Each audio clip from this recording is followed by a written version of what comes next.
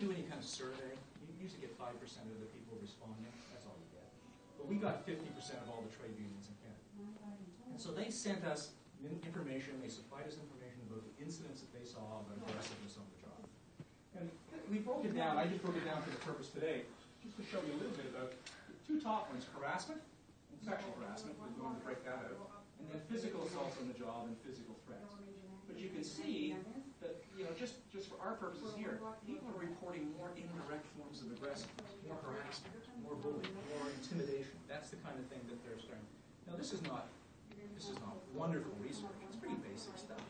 But it adds a little bit more credence that in Canada, the issue is more indirect in terms of harassment than it is physical violence. Although we talk about physical violence, there's lots of laws about it. It's the harassment piece that we need to sort of start focusing in on. You have rights. Now, I'm the first one to say that they look great on paper.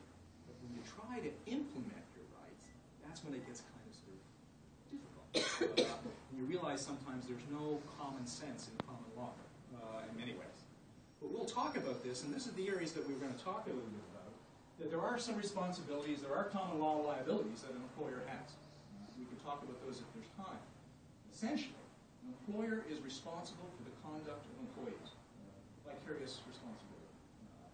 So that if an employee went out there and started sort of running amok and was a predator and whatnot, then the employer has a responsibility to rein them in, has a responsibility. And so there are some things here that are worthwhile talking about a little later on. So there are some laws, there's one law called the intentional infliction of nervous shock. It's a great term. Means it's used in hospitals more often than not here in Toronto. It's been very successful.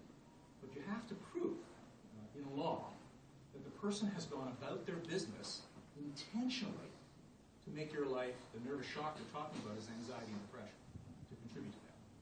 That it's been successfully done. But there are hoops to go through with that. So it's not always that easy. So there are some common law acts that we can talk about.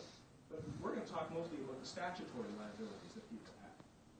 So these are, and the two big ones that we'll talk about, one specifically, I'm going to touch on the Human Rights Code and the Occupational Health and Safety Act, which now has changed in the past year and a half, which has now put into the Act violence, harassment, and domestic violence as being protections that people have on the job.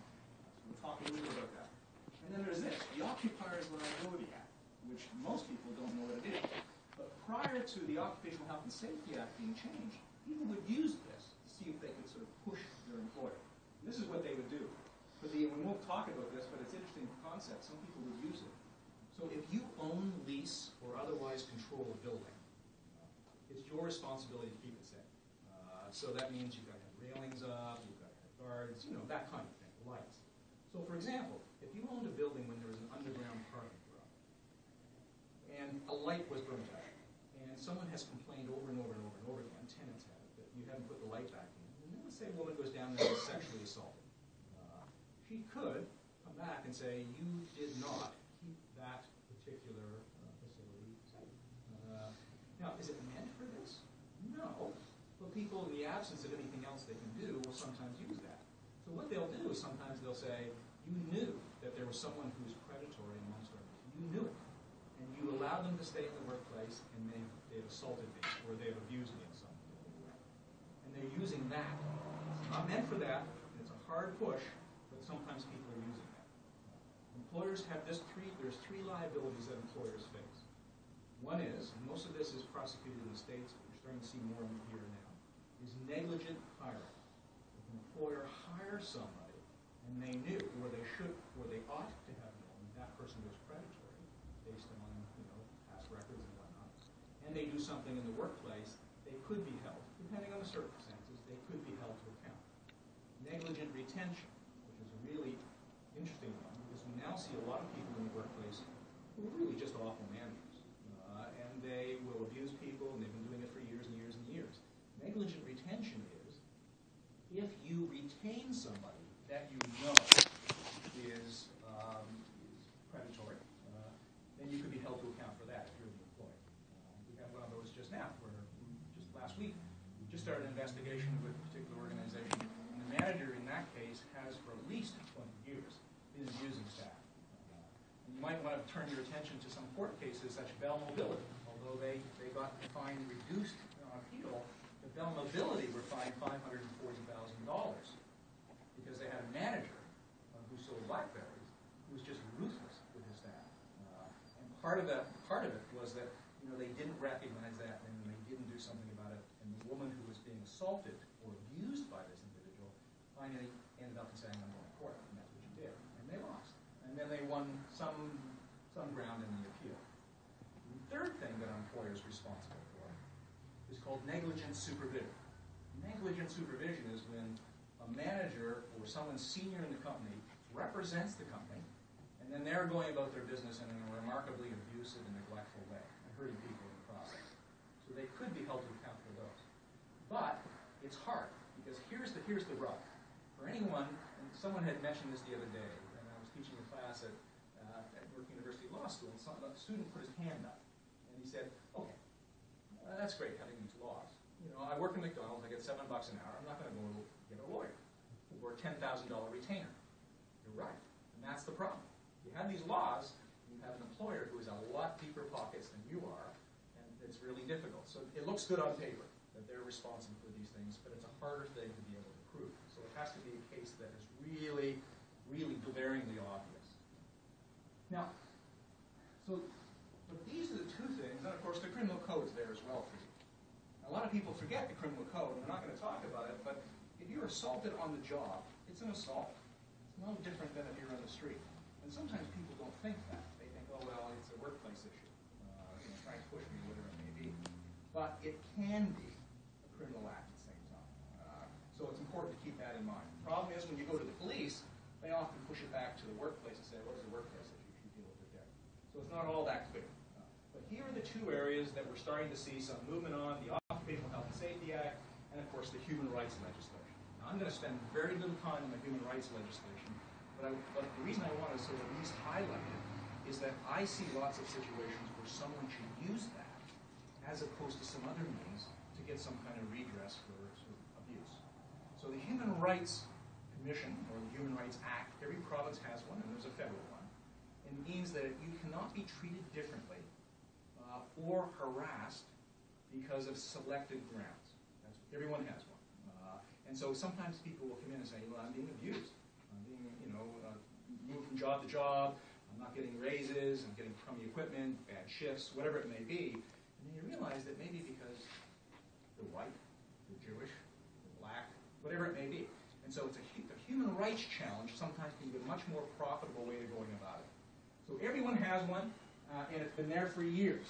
But with all this talk about bullying and harassment, sometimes people don't think about that. And one of the first questions I ask somebody is, do you feel you're being targeted because of any of these selected grounds? And I'll describe those in a second. And here they are. So are you being harassed or abused because of your race, national ethnic origin, color, religion, age, sex, not whether you're getting enough, what your gender is, marital status, whether you're single or not, family status, same-sex marriage, stuff like that. You can't be discriminated based on that. Pardon conviction. Now, that's always interesting. So if you were convicted of a crime and you got a pardon from it, you can't be harassed or treated differently for that in the workplace. Physical and mental disability. Now, this one we're going to come back to a little later on because this one's a biggie. Because sometimes what happens is you have a perpetrator who's actually harassing somebody, and when you sort of get them in the corner, they'll say they're doing it because they have a mental disability. And they're under the care of their doctor. Mental disability is protected under the Human Rights Act. So you can't discriminate or deal with somebody differently because of that. But we'll come back to that. And sexual orientation. So any of those grounds, if you suspect you're being bullied, harassed, or whatever it may be, probably that's the Human Rights Code is the best way to go about it, rather than the Occupational Health and Safety. Yeah?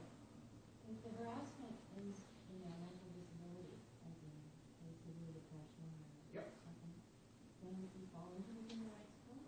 Not necessarily. Yeah, let me explain. Let's say someone was harassed to the point that they were disabled, either anxiety, depression, or whatever it may be. If they can make the argument that that harassment was the result of them being any of those, then there's something to be said about it. Then something you could take an argument to or a case to the Human Rights Code. So it really depends why they're doing that to you. However, if you were in a situation where you've got depression, anxiety, and it can be medically substantiated, going back to that issue around, is there anything around the intentional infliction of that? Was there intent? Now that gets a little dicey because you've got to demonstrate that there's some intent to that. Let me give you an example of that. I had a client of mine who was assaulted in the workplace. This was last year. He was assaulted. That wasn't up for dispute. He was assaulted. Everyone saw it. Hit him. He crawled his way into his office. He was an older gentleman. Locked the door. And then he started phoning the supervisor, he phoned security, he phoned anyone he could. And no one responded to him. He said, I've been hurt. Then he started emailing different people saying, I've been hurt. I don't want to go inside my door. The guy's still out there.